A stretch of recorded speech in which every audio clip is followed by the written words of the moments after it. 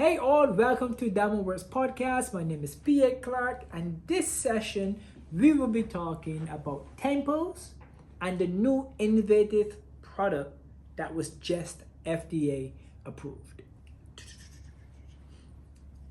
First, I'm going to premise this with a look at my face 20 years apart. The image on the right, 20 years ago, when I started the path of aesthetic medicine using Botox for the first time around 2003, 2004. The image next to that is me probably about 1 year ago, and you can see the size difference, not only in the width, but the girth, the circumferential size of my face 20 years ago versus now. And this is not just fat loss. This is fat, muscle, skin, fascia, and bone loss. When it comes to the temples, we have our bony crevice that runs really deep into the skull. Then on top of that, we have our fascia, or muscles, or deep fat, more fascia, then superficial fat, then the ligaments that run along the zygomatic arch, along the top of the temples, the septum, and along the bottom of the temples, the septum there as well. And what this does is holds all of those structures together. As it holds those structures together, over time we lose size. So we're losing the fat in the temples. One characteristic sign to know if you have temple hollowing is, can you see the edge of your eyebrows if you look straight onto the camera? If you have to turn to the side to see the edge of the eyebrows, then it's likely you have temple hollowing. Why? As your temples hollow, the eyebrow wraps around because it follows the shape of the side of the head. And as it follows the shape of the side, those brows disappear.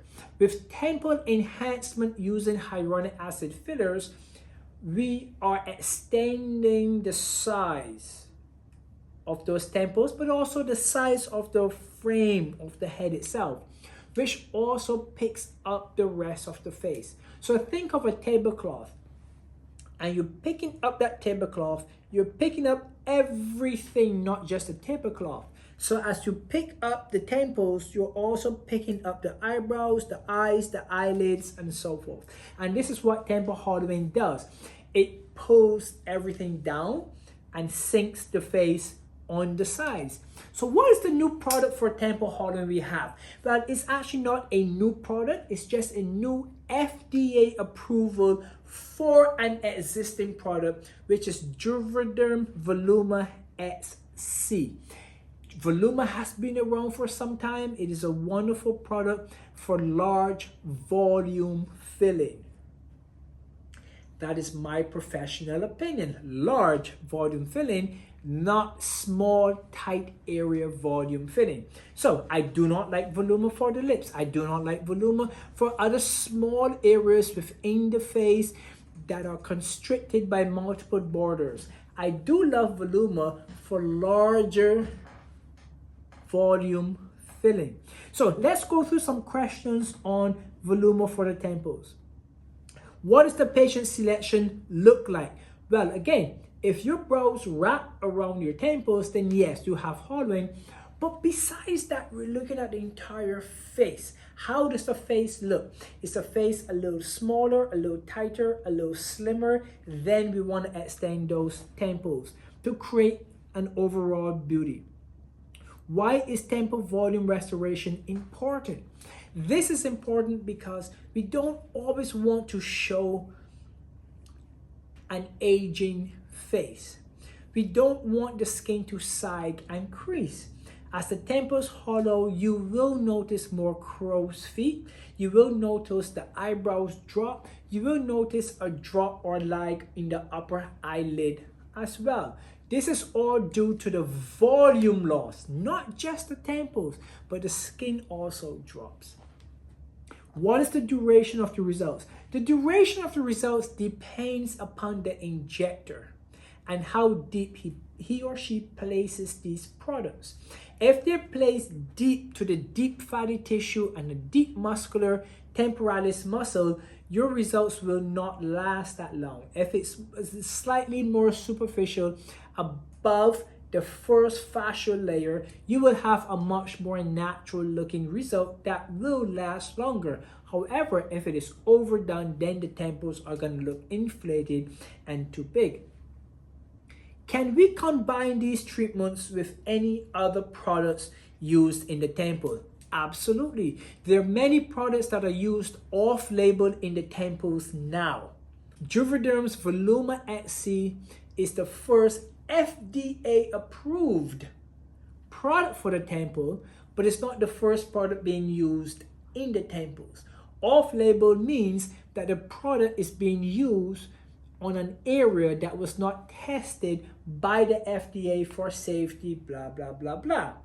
But this doesn't mean that we cannot, as practitioners, use that product on other areas. It's not FDA approved, but we can still use it depending on our medical judgment and our credentials. Can we combine this? Again, combining it, I would say no. You want to stick to one product, one area if you're going to have that done. For example, you're not going to put Voluma here and then use Wrestling Contour. You're going to use one or the other. Aftercare and recovery, what is the aftercare? I can only speak about myself and my patients. The aftercare for the temples is almost zilch, meaning there's nothing you have to do and very little that you can do to change the results. The one thing I would say is to remove pressure from any filler that's being done. That's right.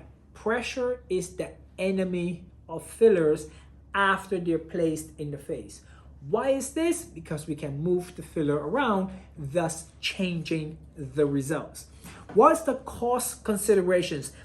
What is the implications of Juvederm for temple augmentation in terms of the cost that we have in the US? Well, we do know that outside of the US, everything's a little bit cheaper. However, the cost depends upon the practitioner. If your practitioner wants to charge you $1,500 for temples, that's what you're going to pay. If they want to charge you $3,500 for temples, that's what you're going to pay. However, the cost should really depend upon the expertise of the medical provider, not necessarily the credentials of the medical provider, but the expertise of the medical provider. For example, let's say you have an appendicitis and it needs to be taken out, and there are two surgeons in the room equally credentialed to operate on you, but one have 10 years of experience and the other one have 1 year of experience. Which one would you choose? The 10 years of experience. So your judgment in having work done should always depend upon the experience of the credentialed practitioner, MD, physician assistant, associate, nurse practitioner, RN. But if you Google, the average price is approximately $800 to $1,000 per syringe. You may need more than one syringe. You may need less than that one syringe.